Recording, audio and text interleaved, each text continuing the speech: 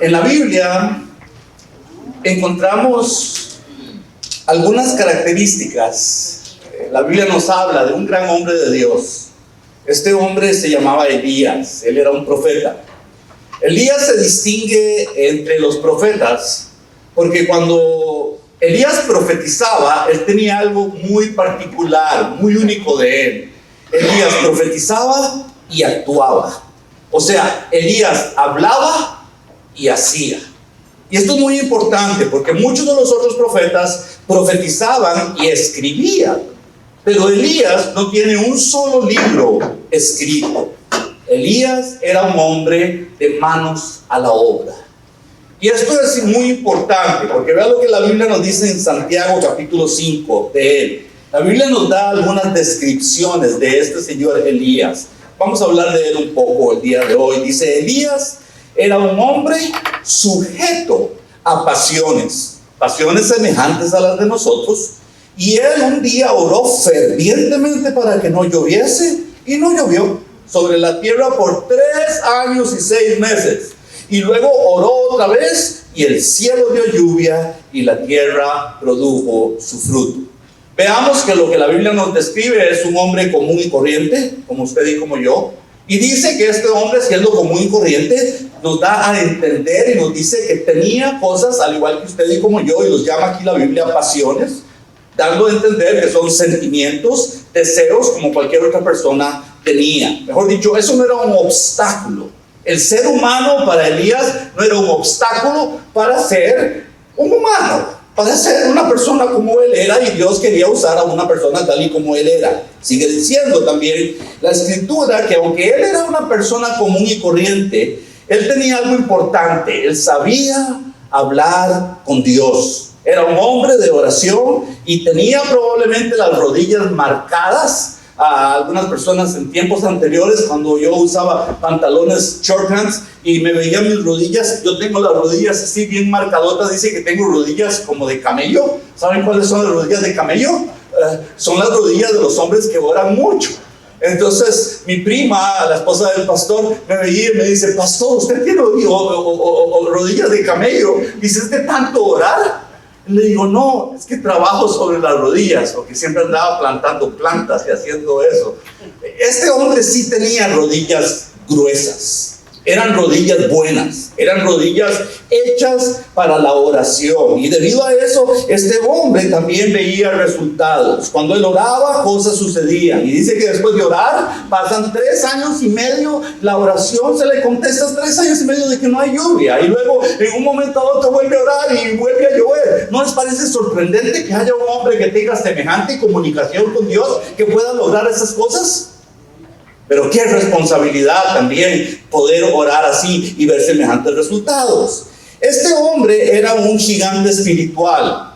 Gigante espiritual porque primero va a experimentar lo que le sucedió a un hombre, a otro profeta que se llamaba Enoc. Enoc fue arrebatado, transportado de la tierra, era un hombre que fue hallado justo, fue de las primeras generaciones después de Adán, y Enoc fue llevado de la tierra, fue levantado. No sabemos mucho de Enoc, pero a este hombre Elías va a estar en la misma categoría de Enoc, porque Elías también va a ser levantado. Le va a venir un tiempo en el que Elías es levantado de la tierra, llevado, arrebatado, y no experimenta la muerte física, no llega a conocer la muerte física.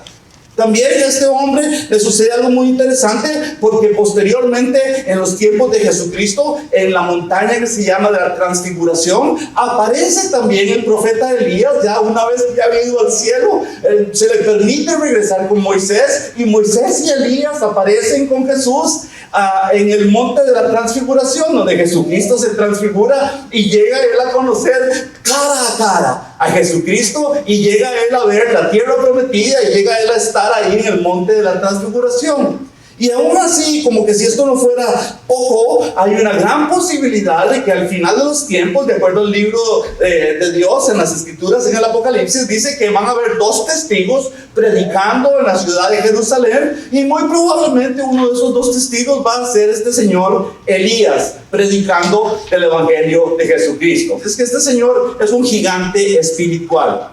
Y he querido hablar de este hombre por una razón, porque siendo un gigante espiritual, nosotros creeríamos que es un hombre perfecto. Nosotros creeríamos que es un hombre tan fuerte y tan fundado en el Evangelio, pero la Biblia ya nos dijo que es un hombre que tiene pasiones semejantes a las suyas, pasiones semejantes a las mías, y siendo como es él, con tanta fuerza espiritual y tanta comunicación con Dios, tenía un serio problema este hombre que muchas veces ustedes y yo tenemos: se deprimía. Le era fácil deprimirse. La depresión era parte de la vida de él. Vivía con depresión, tenía que combatir la depresión. Y lo que vamos a ver el día de hoy es, quiero que identifiquemos si nosotros en algún momento hemos estado cerca de la depresión, o si en estos momentos usted está experimentando algo parecido. Escogí este tema, creo, Dios lo puso en mi corazón, porque esto es típico. Vivimos ahorita mismo en una sociedad donde, inclusive, mire, yo pensaba ahora mismo, el día de hoy, cuando los cristianos deben de estar aquí en este lugar, el día de hoy, no le hace que excusa se tenga. Muy probablemente lo que andan haciendo hoy, ¿qué es lo que hacemos los domingos aquí a la par de la playa? ¿Dónde andamos? O en la playa, o andamos al otro lado en Tijuana, o andamos en Mexicali. ¿Qué andamos haciendo? Disfrutando. ¿Por qué andamos disfrutando? Porque trabajamos como mexicanos toda la semana, ¿de acuerdo? Y entonces andamos cansados. Y vean lo que nos sucede. Vean cómo perdemos de vista las cosas correctas. Andamos tan cansados que entonces el día de descanso, que es de entrega al Señor, lo dedicamos a viajar, lo dedicamos a disfrutar, y nos cansamos aún más. Y tomamos el día que debiera de ser el día correcto para nosotros alivianarnos, y es este día donde fallamos. Y al fallar en eso, algo importante sucede o no sucede con nosotros. Es que tal vez, muy probablemente, estamos abriendo las puertas a la depresión y no nos damos cuenta. Y entonces empezamos a vivir vidas en las que nos acostumbramos a hacer ciertas cosas. Elías vivía una vida, aunque servía a Dios, lo vamos a ver ahora él haciendo algunos errores que son típicos de todas las personas. No le hace que sea doctor, ingeniero, abogado, pastor como yo, o profeta como Elías. Todos cometemos estos errores. Empecemos a leer. Primera carta de Reyes, capítulo 19, verso 1. Vean qué interesante. Acab era el rey. Y entonces le dijo a su esposa Jezabel, le dio la nueva, dice, de todo lo que Elías había hecho y de cómo había matado a espada a todos los profetas. Elías, hace apenas unas pocas horas, Elías se había enfrentado con 450 profetas del diosesillo Baal y los había vencido. La historia es interesantísima, no quiero hablar de ella. Sencillamente él había vencido 450 de esos sacerdotes y los mató. Les cortó la cabeza. Eso no lo entendemos porque en nuestra cultura nosotros no somos tan cortacabezas. ¿O no? Habrá mucha tela que cortar ahí, podríamos hablar mucho. Pero este hombre ahora, después de vencer a los sacerdotes de Baal, entonces el rey sale corriendo y sale a contarle a la reina, a Jezabel. Esta también es una señora mala, malísima. Y cuando le cuenta, le va a decir lo que Elías acababa de hacer. Derrotó a los sacerdotes y hizo también este hombre Elías, no solo los derrota, sino que hace caer fuego del cielo. Y luego de eso, ni siquiera ha llegado el rey con la reina, y Elías entonces también hace descender lluvia, no solo hace caer fuego del cielo, hace también el hora, y un día sin nubes, llueve mucho. Y también ese mismo día, este hombre corriendo descalzo, y el rey iba con un carruaje con caballos, y corrió tan rápido para ganarle al rey, y le ganó. El rey con caballos en un carruaje, y este corre y le gana. Ve el tipo de hombre que era Elías. Aparentemente no lo paraba absolutamente nada. Entonces, después de todas estas cosas que él hace, hasta en un mismo día, digamos que las hizo todas, este gigante de la fe, podríamos pensar que está listo para enfrentar cualquier cosa. Y muchas veces nosotros los cristianos creemos que esto es vivir la vida cristiana. En alguna manera nos han dado a entender que vivir cristianamente es convertirnos en gigantes. Todo lo puedo en Cristo que me fortalece. Pero saben ustedes, hay veces que el Señor me permite que pase por situaciones débiles, difíciles, por por problemas grandes, porque lo que Él quiere mostrar es: bástate mi gracia, porque mi poder se perfecciona en tu debilidad. Y Él nos va a permitir experimentar tiempos de debilidad, donde es para que Él nos muestre, donde Él nos instruya, donde Él nos guíe, donde Él me eduque, porque el problema que yo tengo soy yo mismo. Y Elías tenía este serio problema. Ahora, creyendo nosotros que este gigante de la fe podría enfrentarse con cualquier cosa, y lo vamos a ver que no es así, porque vea lo que va a hacer la reina. La reina ahora Jezabel tiene algo que hacer, ella tiene algo que decir. Verso 2 dice: entonces envió Jezabel a Elías un mensajero y le dijo: así me hagan los dioses y aún me añadan, si mañana a estas horas yo no he puesto tu persona como la de uno de ellos, mejor dicho, te voy a matar, te voy a matar. Y algunas de las causas que ayudaron a Elías a que se empiece a deprimir, muchas veces son las mismas causas que nos ayudan a nosotros a entrar en depresión. Veamos la primera causa. Lo llamo causa, podemos llamarlo también el primer error. Elías no es realista. Elías no piensa correctamente de las cosas por lo que realmente son, no las ve como es en ese mismo momento. ¿Por qué? ¿Cuál es el origen de aquella amenaza? ¿De dónde vino la amenaza? Se los digo abiertamente: la amenaza vino de una reina que es idólatra, enemiga de Dios, no tiene autoridad dada por Dios y está peleando en contra de un hijo de Dios. De ahí venía la amenaza. Pero Elías va a cometer un gran error. Ante la amenaza, el profeta, o ustedes también y yo también, cuando hay amenaza y cuando vivimos enfrentando situaciones difíciles, ya sea en la sociedad, en el trabajo, un jefe, un vecino, nosotros lo primero que debemos de hacer es lo que él no hizo. Él debió haber ido inmediatamente a orar a Dios. Él debió haberle dicho solo sencillamente: mira, Señor, algo está pasando aquí con esta reina, me envió ahí un mensajero y me está amenazando. ¿Ha sido usted alguna vez amenazado? ¿Le han dicho que le van a quitar algo y que te van a hacer algún mal? Y si usted ya era cristiano, ¿no será lo más correcto en el mismo momento del peligro bajar las rodillas y decir: Señor, ¿qué hago? ¿Cómo me muevo? ¿Para dónde voy? ¿Cómo respiro? ¿Qué es lo que deseas que haga? ¿Cómo me vas a proteger? ¿No sería lo correcto? Bueno, Elías no lo hizo. Recibió la amenaza sin pensar en Dios. Primer error. Siendo de Dios, sirviendo a Dios, perdió comunicación con Dios. El primer detalle que nos lleva a los cristianos a desarrollar depresión es en el mismo momento que perdemos comunicación con el Señor. En el mismo momento que alguien hasta inclusive dice: no, solo una vez falta la iglesia en la semana o en el mes, ya por ahí ya se empieza a abrir la puerta. Porque no se han dado cuenta que aquí no venimos nosotros a perder energía, más bien aquí venimos a descansar, a tomar energía en la presencia de Dios, en el cuerpo de Cristo, con los consejos de la palabra de Dios. Esto es bueno para mí. Yo todas las semanas te voy a decir: pero usted es el pastor, usted necesita estar ahí. No, yo no necesito estar aquí, yo los necesito a ustedes. Porque estamos juntos y lo que fluye en ustedes fluye en mí, y el verlos y el sentirlos y adorar juntos, esto nos da a nosotros una fuerza que se llama el cuerpo de Cristo. Amén. Esta es una fuerza bella, hermosa, pero Elías no la tiene, la perdió. Recibe la amenaza, verso 3, dice: entonces Elías, viendo pues el peligro, se levantó y se fue. ¿Para qué? Para salvar su vida.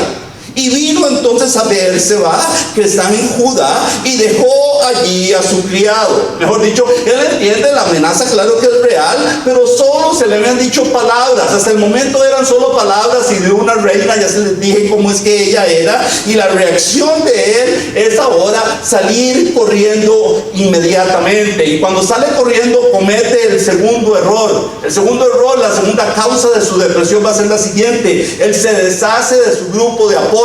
Él se deshace de su iglesia, él se deshace de las gentes que estaban con él. Y esto es un error. Él empieza a caminar solo, se aísla y se mete en sus propios problemas, en sus propios pensamientos.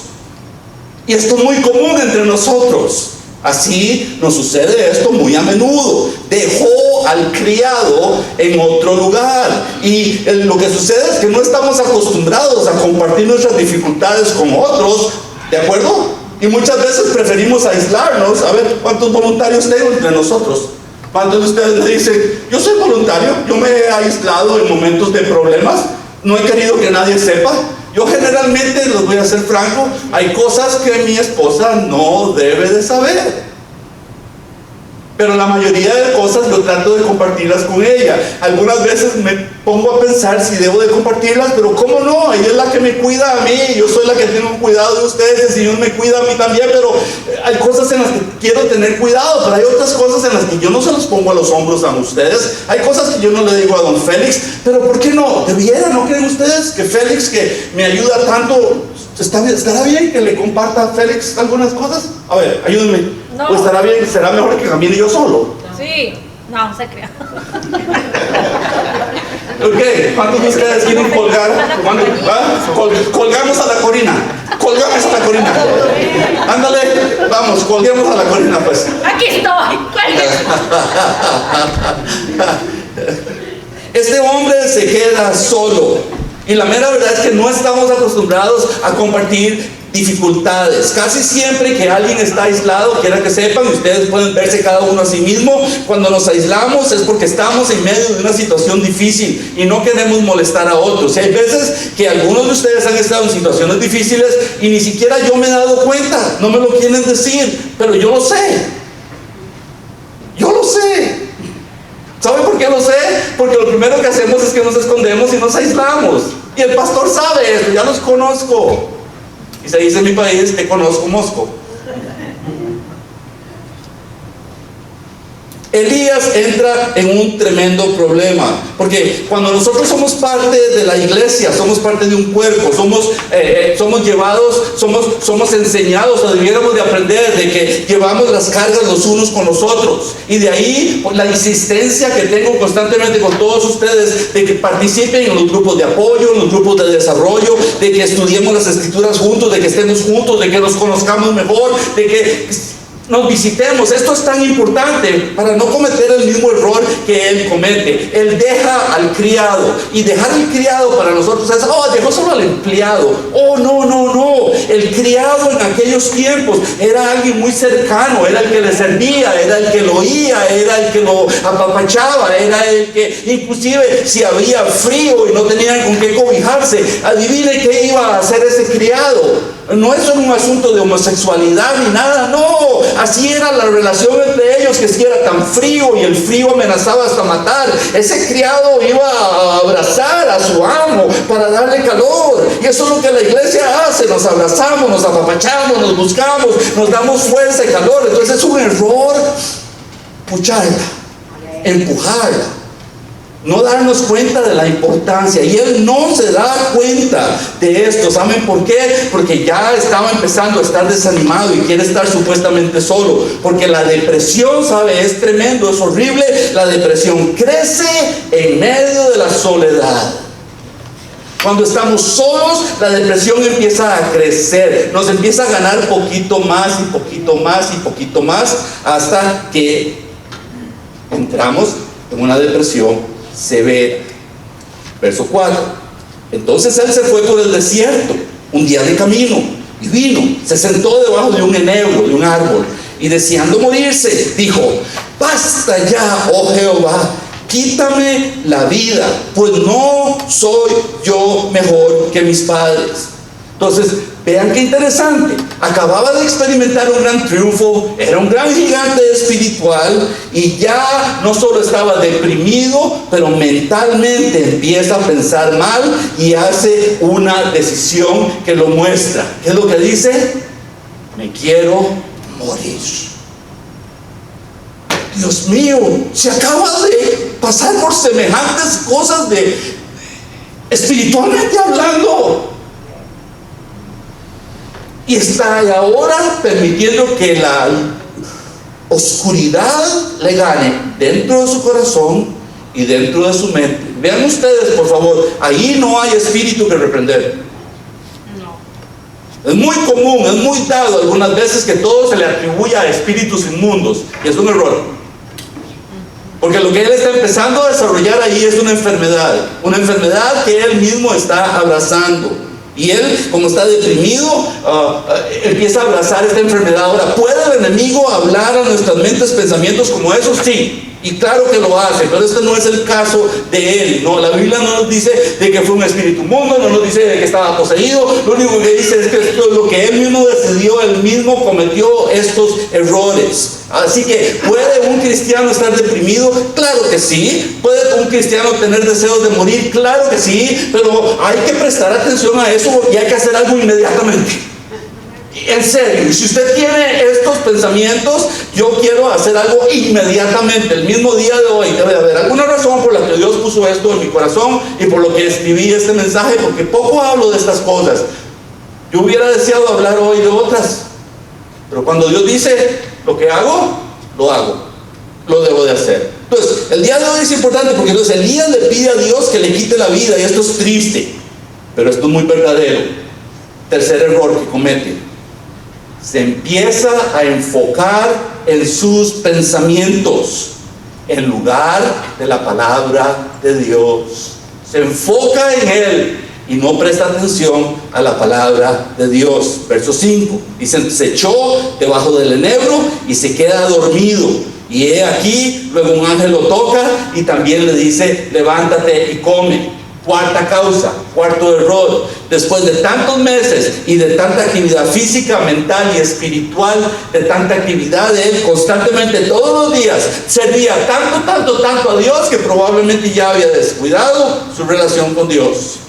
¿Me escucharon? Es un error. Muchos pastores cometemos ese error. Servimos tanto en la obra que descuidamos nuestra propia vida, nuestra propia relación con Dios.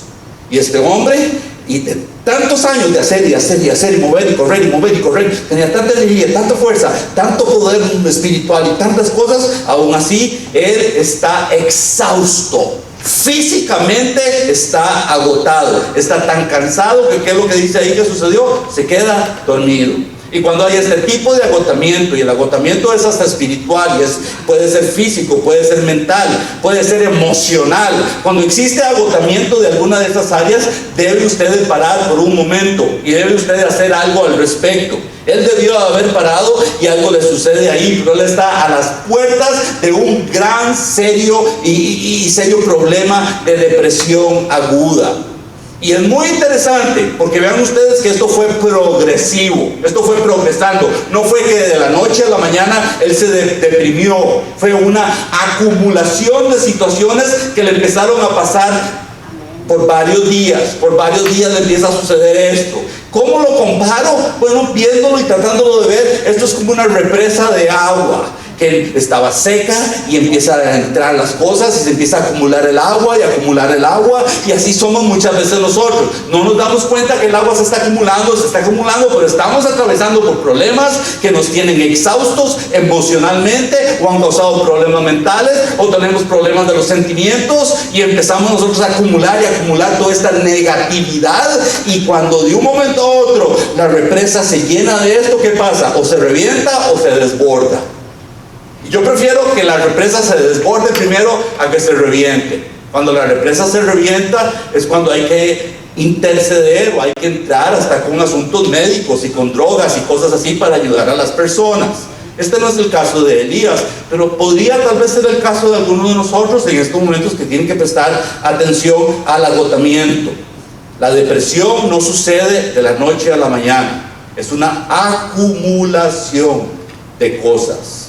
Esto nos lleva a la quinta causa y la última. Él va a abrir entonces la puerta a sus pensamientos y los va a creer. Y él empieza a hablar de la autoconmiseración o la autocompasión, y dice: pobrecito yo, a nadie le importo, no tengo valor, solo yo he quedado. Por eso pide a Dios que le quite la vida, y él mismo escoge creer lo que el verso 4 nos decía: quítame la vida, yo no soy mejor que mis padres. Y estudiando esto me llamó la atención ver quién le había dicho que tenía que ser mejor que su papá. ¿Cuándo Dios le dijo que tenía que ser mejor que nadie? En ningún momento Dios nos pone a decir, tienes que ser mejor que tu papi, tienes que ser mejor que el pastor, tienes que ser mejor que el guía. No tienes que ser mejor que nadie. Lo único que tienes que ser es tú, como Dios te ha hecho, para que tú disfrutes tal y como tú eres. Dios no te pide que seas absolutamente nada más que lo que no eres ya. Amén. Pero este hombre lo cree. Y yo no sé si usted en estos momentos pueda estar imaginándose a Elías como que gana, casi como que hay que darle una cachetada y decirle, ¿qué te pasa? Despierta, despierta. Y saben, no hay necesidad, porque cuando estamos y le pertenecemos a Dios, Dios es el que no nos va a dar un manotazo, Dios no nos da una cachetada, pero Dios nos llama la atención.